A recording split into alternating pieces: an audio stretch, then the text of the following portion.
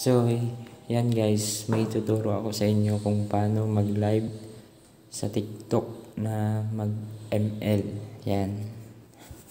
Yan, tingnan nyo. Pindutin nyo yung Mobile Legend. Tapos, go live. Yan lang. Tapos, cancel nyo dyan pag always settings. Always.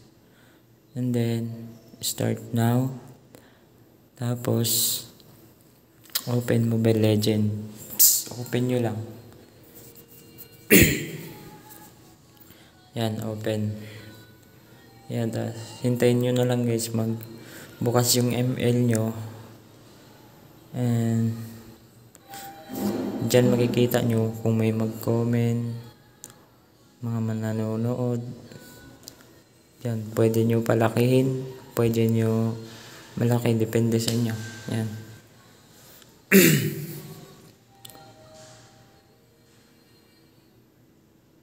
Hintayin nyo na lang magbukas. So, yan. Yun.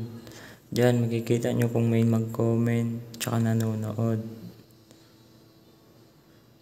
Pwede naman yan maliit, malaki, ganyan. Depende sa inyo. Yun lang guys.